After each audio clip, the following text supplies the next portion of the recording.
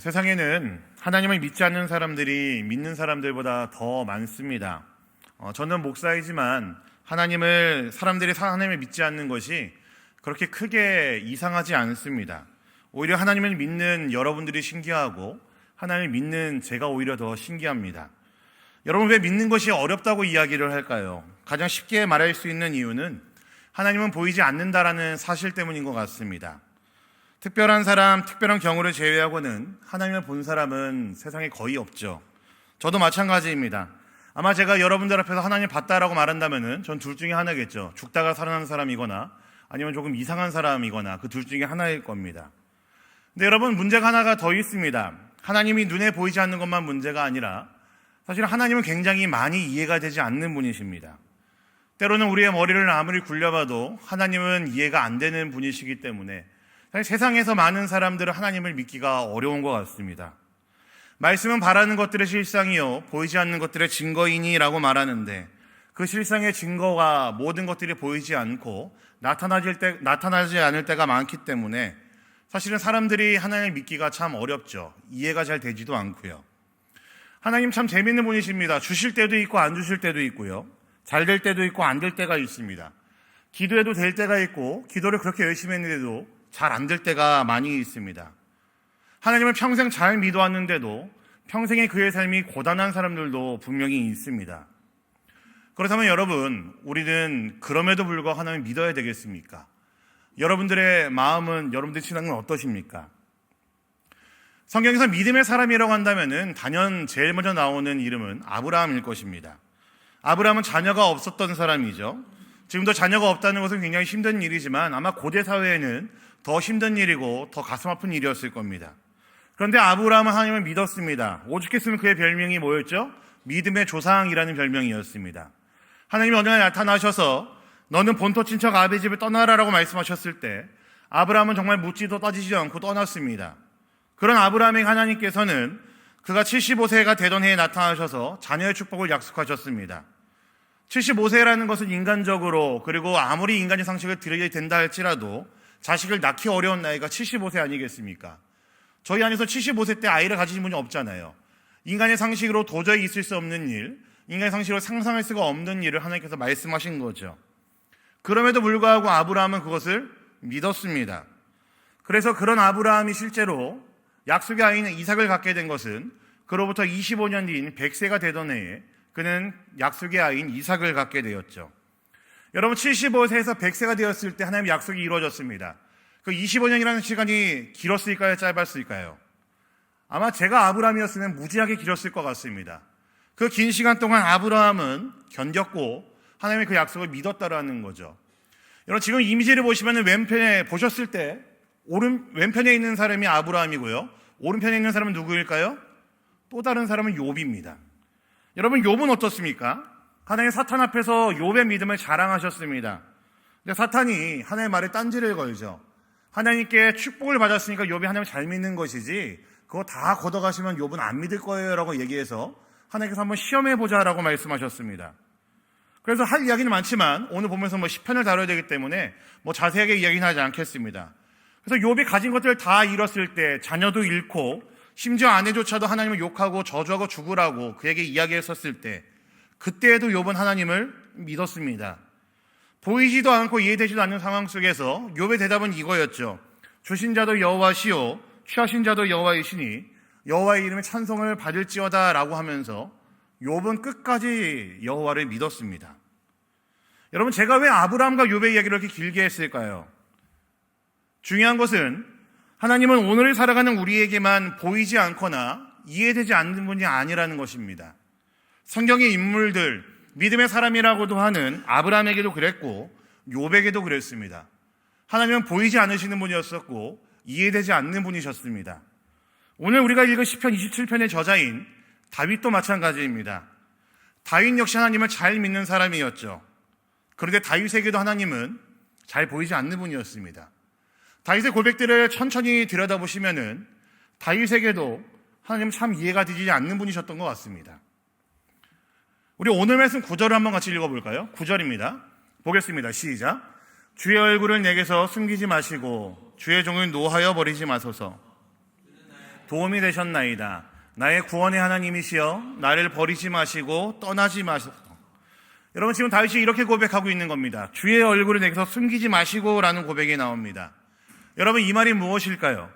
다윗의 체감하는 그 생활 속에서, 다윗의 현실 속에서는 하나님이 마치 얼굴을 가리시고 계시고 숨어 계시는 분처럼 느껴진다라는 이야기이죠. 지금 우리가 읽은 시편 27편을 천천히 묵상해 보시면요, 사실 이게 언제 쓰여져 있는지는 적혀 있지 않습니다. 간간히 다윗의 시 가운데 어떤 상황에 쓰였는지를 이게 적어 놓는 것에 반해서 이 시에는 적혀 있지 않습니다. 근데 이 시편을 천천히 묵상해 보시면은 적어도 이거 하나는 알 수 있습니다. 다윗이 굉장한 어려움 가운데에, 고통 가운데 쓴 시가 바로 이 시구나라는 것을 알 수가 있죠. 근데 그때 하나님께서 어떻게 하셨다고요? 얼굴을 가리셨다라는 겁니다.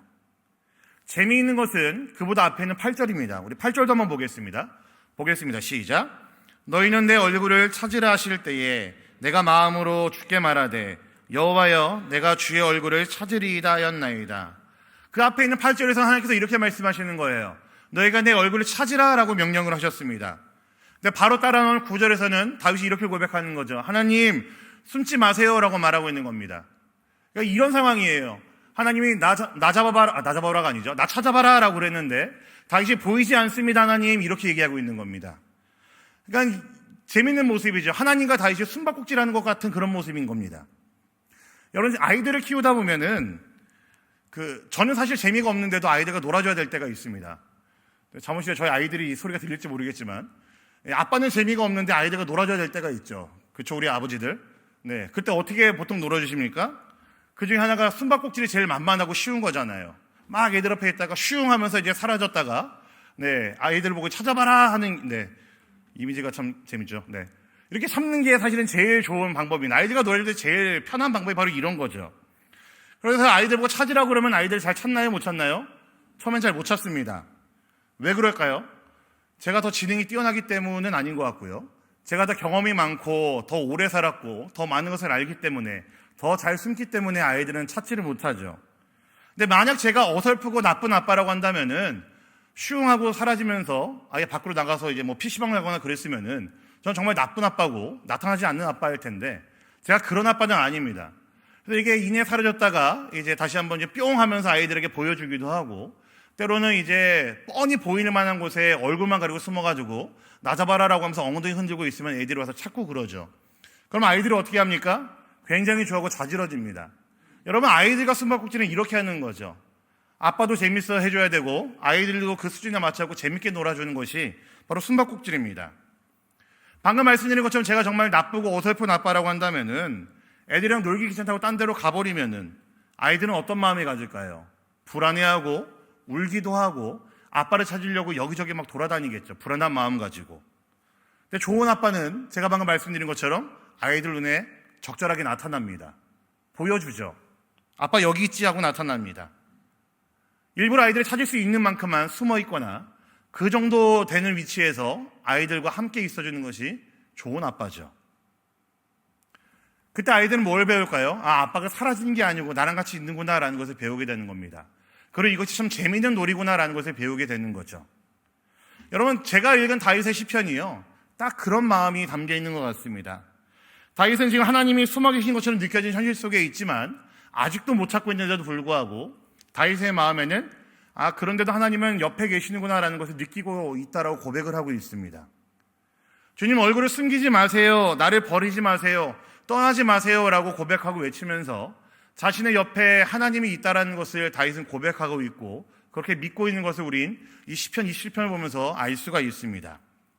여러분, 다윗의 이 고백은요, 불신이 아니라 분명히 하나님에 대한 신뢰가 있기 때문에 할 수 있는 고백들입니다. 하나님은 잠깐 안 보이시긴 하지만, 마치 숨바꼭질하는 것처럼 안 보이긴 하지만 영 없어지는 것이 아니라 분명히 어딘가에 계실 것이고 나와 함께 있는 분이시고 나를 지켜보는 분이시고 언젠간 뿅 하고 나타날 것을 다윗은 믿기 때문에 그는 신뢰하면서 하나님의 그 오심을 알고 있었다는 것이죠.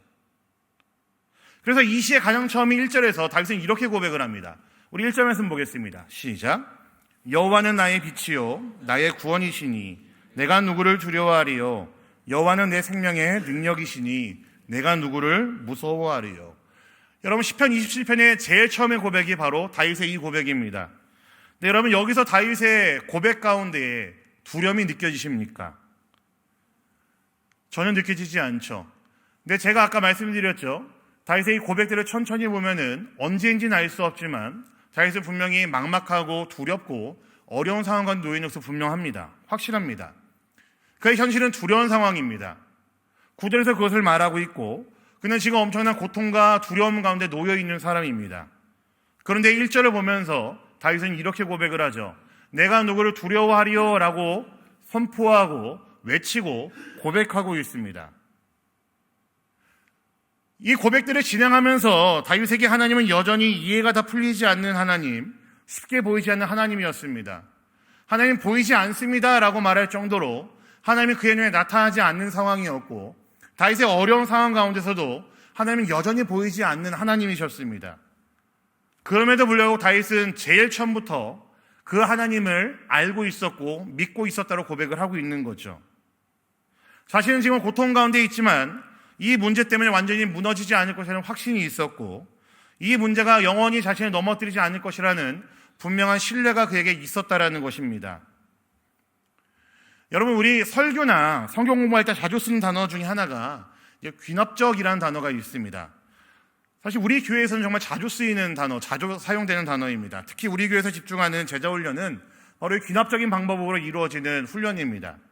귀납이라는 거 쉽게 말하면 이런 겁니다. 관찰하고 생각하고 정리하고 논리적인 그런 추론들 가운데서 결론을 도출해 나가는 것을 귀납적이라고 이야기합니다.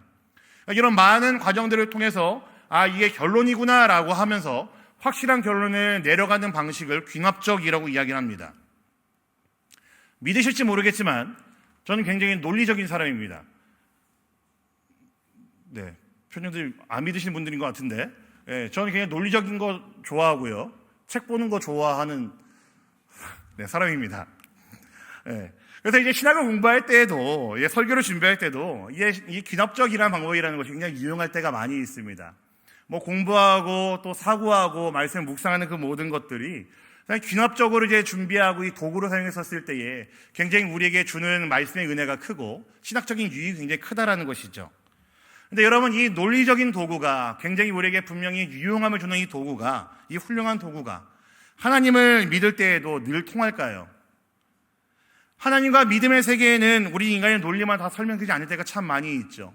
아무리 귀납법적으로 우리가 관찰하고 연구하고 묵상하고 추론한다 할지라도 그것들에 맞춰서 하나님께서 드러나지 않을 때가 굉장히 더 많이 있습니다. 그래서 우리가 받아들여야 될 사실이 하나가 있죠. 믿음은 우리의 이해를 완전히 부정하는 게 아니라 우리를 이해를 넘어선 자리로 우리를 데려가는 것이 믿음이라는 사실입니다. 저는요 아직도 왜 하나님께서 아브라함에게 자녀의 축복을 주시고 난 다음에 25년 뒤에 주셨는지 아직도 모르겠습니다.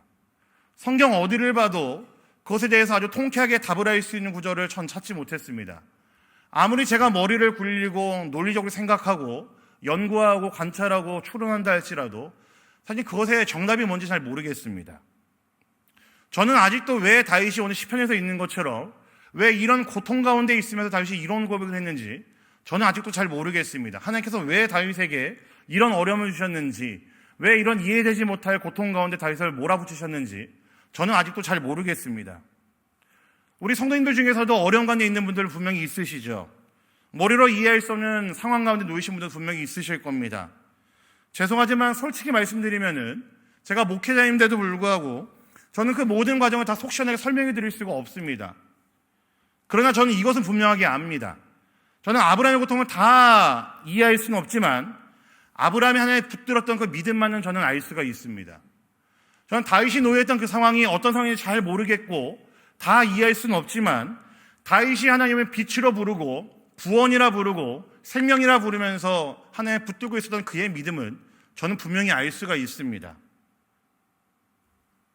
여러분 이게 지금 우리의 믿음이라는 것이 우리가 하나님을 이해해간다는 것이 기념적인 방법이 아니라 다윗이 내리고 있는 결론, 아브라함이 보였던 그 믿음의 결론을 통해서 우리는 오히려 거꾸로 하나님을 알아갈 수 있다라는 이야기를 드리고 있는 겁니다. 여러분 제가 왜 이렇게 자신 있게 말씀을 드릴 수 있을까요?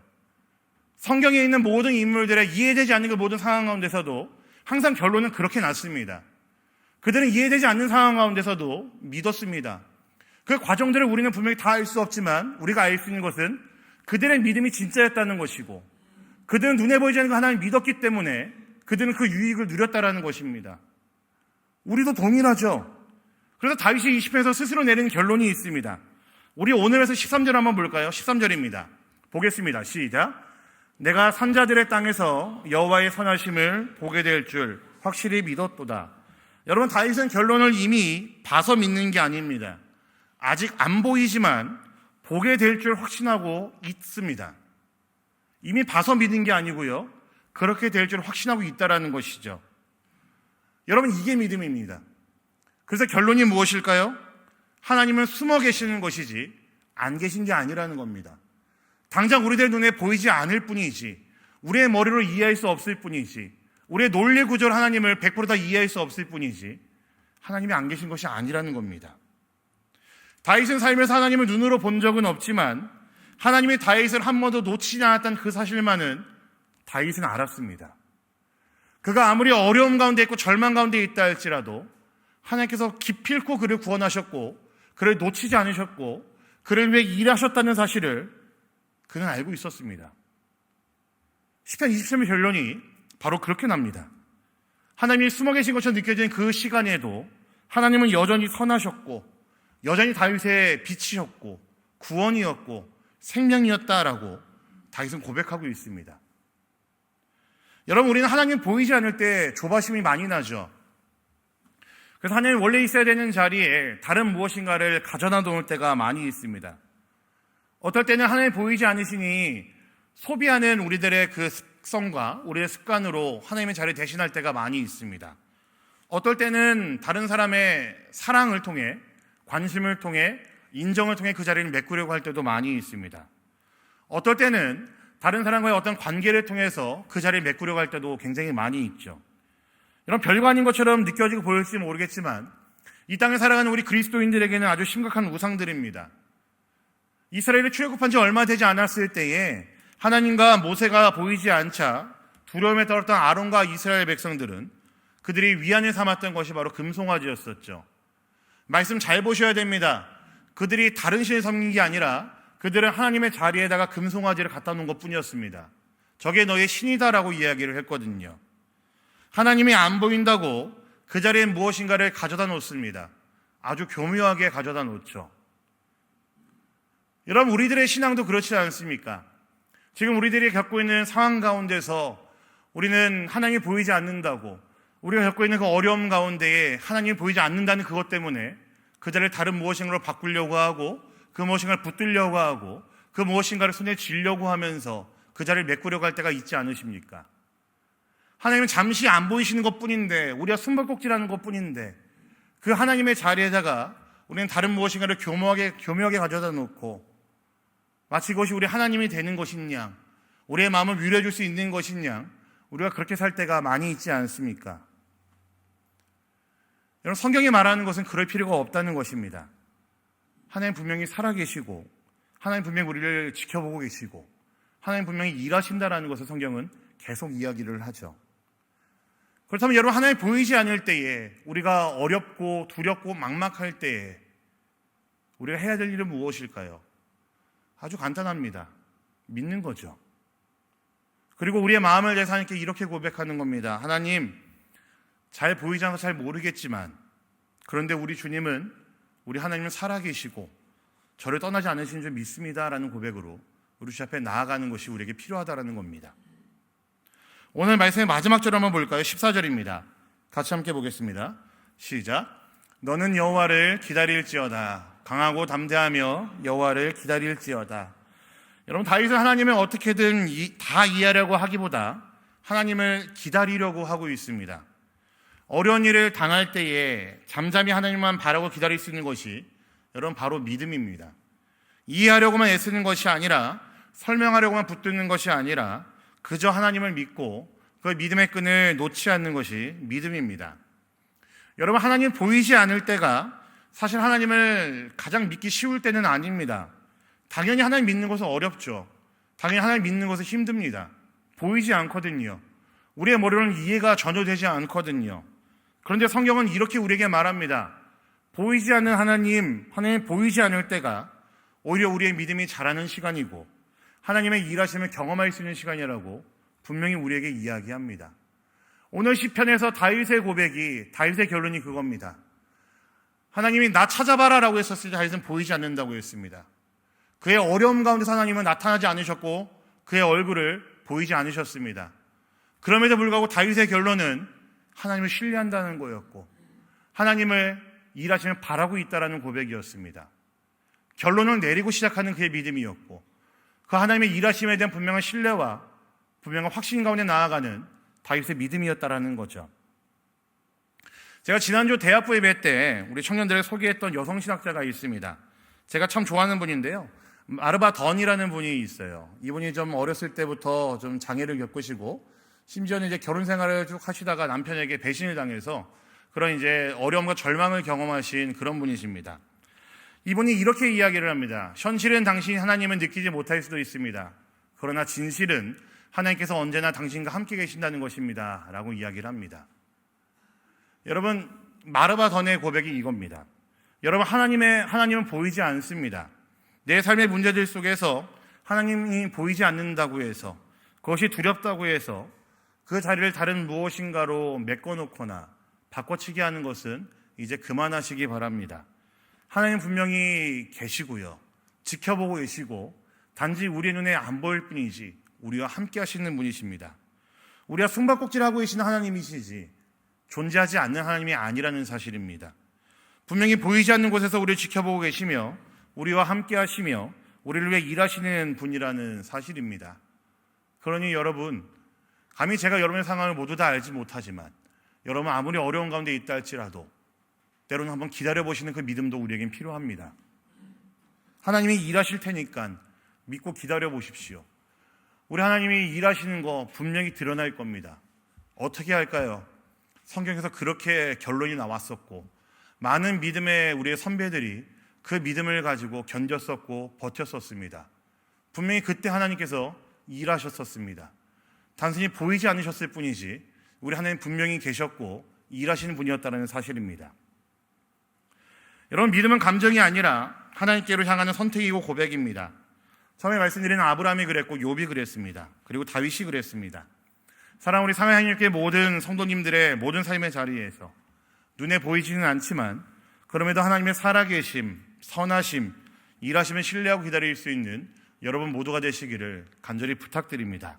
그 하나님의 일하심을 온전히 경험하는 우리 모든 교회, 우리 공동체가 되기를 간절히 소망합니다. 여러분 꼭 기억하십시오. 하나님 눈에 보이지 않습니다. 하나님 눈에 본다라는 것은 분명히 이상한 사람일 겁니다. 이상한 사람의 말에 휩쓸리지 마시고 하나님께서 성경에서 분명히 말씀하셨던 건 보이지 않는 하나님이시니 그 하나님을 보냐 안 보냐의 문제에 집중하지 마시고 그 하나님이 우리와 어떻게 일하셨는지, 어떻게 우리 안에 존재하셨는지, 어떻게 우리를 인도하셨었는지, 어떻게 선하게 역사하셨었는지 그 결과를 먼저 여러분 생각해 보시기 바랍니다. 하나님 일하시는 분이십니다. 보이진 않지만 분명히 우리 함께 하시는 하나님이십니다. 그 하나님을 온전히 신뢰하고 소망하고 붙들 수 있는 우리 모든 성도님 되시기를, 우리 모든 형제 자매님 되시기를 우리 주님의 이름으로 간절히 부탁드립니다. 아멘.